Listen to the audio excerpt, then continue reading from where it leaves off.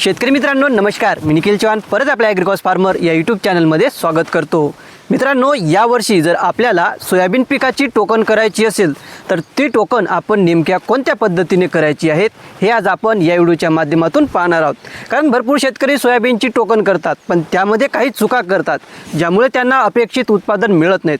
म्हणून आपण यावर्षी सोयाबीन पिकाची टोकन आपण नेमक्या कोणत्या पद्धतीने करायची आहेत हे आज आपण या व्हिडिओच्या माध्यमातून पाहणार आहोत। यासाठी हा व्हिडिओ शेवटपर्यंत नक्की पहा आणि मागील वर्षी जर आपण टोकन पद्धतीने लागवड केली असेल तर त्याचा उतारा आपल्याला किती आला ते खाली कमेंटमध्ये नक्की कळवा। तर मित्रांनो, सगळ्यात आधी आपण टोकन पद्धत आणि पेरणी पद्धत या दोघांची तुलना करूया, जेणेकरून यापैकी कोणती पद्धत चांगली आहे हे आपल्याला त्या ठिकाणी ठरवता येईल। तर पेरणी पद्धतीमध्ये आपल्याला एकरी जवळपास 25 किलोपासून तर 30 किलोपर्यंत बियाण्याची आवश्यकता राहते। या उलट टोकन पद्धतीमध्ये आपल्याला फक्त 17 ते 18 किलो बियाण्याची आवश्यकता राहते। म्हणजे आपले या ठिकाणी एकरी जवळपास 7 किलोपासून तर 12 किलोपर्यंत बियाण्याची बचत होत आहे। आणि बाजारामध्ये जर या बियाण्याचा भाव आपण धरला तर जवळपास आपल्या त्या ठिकाणी 1000 रुपयापासून तर 1700 रुपयापर्यंत बियाण्याची बचत ही आपली टोकन पद्धतीमध्ये होणार आहे। त्यानंतर पेरणी करण्यासाठी आपल्याला एकरी 700 ते 800 रुपयांचा खर्च येऊ शकतो। या उलट टोकन पद्धतीमध्ये आपल्याला बेड पाडण्यासाठी 1000 रुपयांचा खर्च येऊ शकतो।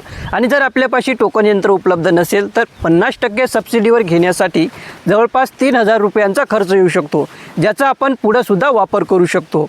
त्यानंतर जास्त पाऊस झाला तर आपलं शेत त्या ठिकाणी चिबडू शकते, पण टोकन पद्धतीमध्ये अतिरिक्त पाणी हे नाल्या वाटे त्या ठिकाणी निघून जाते, त्यामुळे आपल्याला चिबडण्याची समस्या त्या ठिकाणी पाहायला मिळत नाहीत। याचबरोबर जर त्या ठिकाणी पाऊस कमी झाला तर त्या ठिकाणी सुद्धा आपलं पीक तग धरू शकतं, कारण जे काही अतिरिक्त पावसाचं पाणी आहे तर ते या नालीच्या माध्यमातून आपल्या शेतामध्ये मुरलेलं राहते। त्यानंतर सगळ्यात महत्त्वाचा फरक म्हणजे पेरणी पद्धतीने आपल्याला जवळपास 6 क्विंटलपासून तर 10 क्विंटलपर्यंत उत्पादन मिळते, पण टोकन पद्धतीने आपण जवळपास 10 क्विंटलपासून तर 14-15 क्विंटलपर्यंत सुद्धा उत्पादन मिळू शकतो।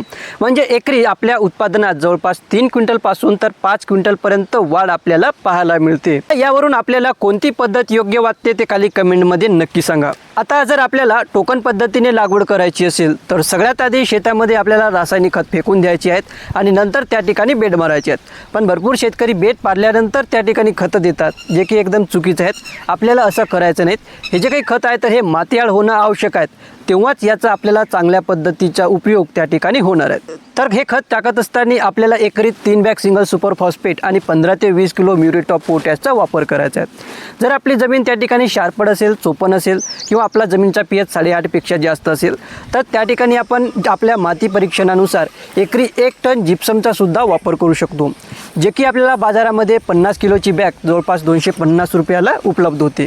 तर हे सर्व खत आपल्याला शेतामध्ये फेकून नंतर त्या ठिकाणी बेड पाडायचे आहेत। जर आपली जमीन हलकी ते मध्यम प्रकाराची असेल तर त्या ठिकाणी आपण 3 फुटाचे बेड पाडायचे आहेत। जर आपली जमीन मध्यम ते भारी प्रकाराची असेल तर त्या ठिकाणी आपल्याला 3.5 फुटाचे बेड पाडायचे आहेत। आणि हे बेड सपाट पडावं यासाठी आपल्याला बेड पाडण्याच्या यंत्राच्या मागं अशा पद्धतीने अटॅचमेंट लावायचं आहे, जेणेकरून आपलं बेड त्या ठिकाणी सपाट पडेल आणि टोकन यंत्र चालायला मदत होईल।